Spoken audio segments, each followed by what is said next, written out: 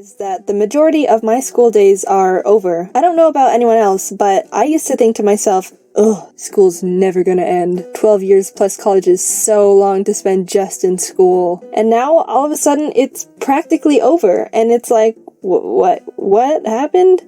Wait, I'm not ready to be an adult yet. And you know what else is scary? I don't remember pretty much anything I learned from grade 6 up. It's just a jumble of English papers and random history I didn't care about. Kinda makes you question the education system when you think about it. So, I don't remember a lot of the things I studied during school, but I do have a lot of dumb, random memories that I, for some reason, haven't forgotten about over the years. For example, in first grade, I lost my front left tooth in the middle of class and started bleeding all over the place. And the teacher had to stop in the middle of class to get me a tissue and one of those little teeth envelopes to hold the tooth I just spat out. I don't know if schools still use those, but they were the funniest concept to me. Like, you come home, oh mom, you got mail. Oh, what is it? Oh, it's not much, it's just my freaking gross saliva-covered baby tooth I ripped out of my head in the middle of school. Does school still do this? I don't know.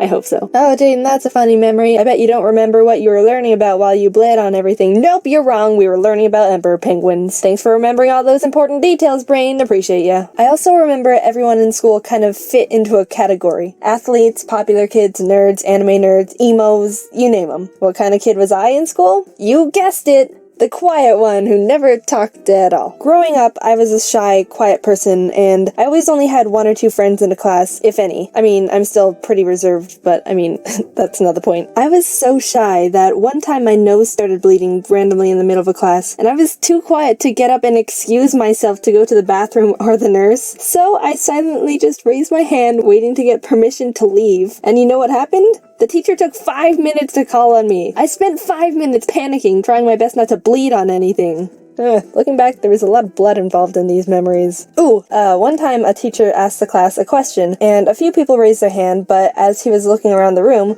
we made eye contact. Oh god. Jaiden! Crap. Everyone knows, if you don't want to be called on, don't make eye contact. It's school 101. I don't know.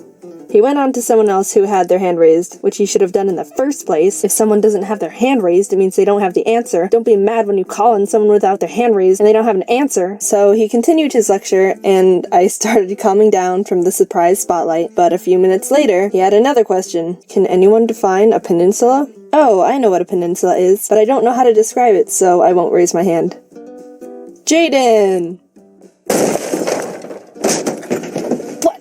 Are you actually trying to give me a seizure? I don't... Do you know? No, but... No, well, I mean, yes, I know what it is. Then he yelled, then tell me! The class laughed because he was being sarcastic. I thought it was funny too, but for some reason I almost started crying.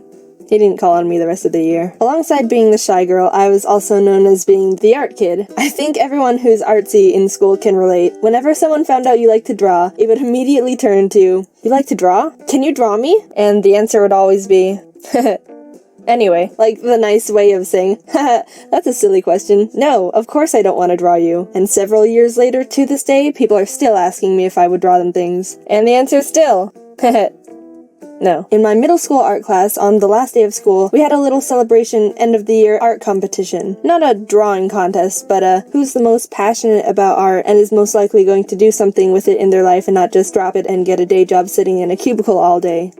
Contest. Me, having pretty much zero self-confidence, already accepted the fact that someone else would get it. I wasn't sad or anything, I just knew in my head people weren't going to vote for me because, 1, I never really talked to people, and it was a class vote, and 2, I don't know, I just didn't think I was good enough. But to my surprise, I actually won! I was so startled when the teacher called my name, like, what? Me?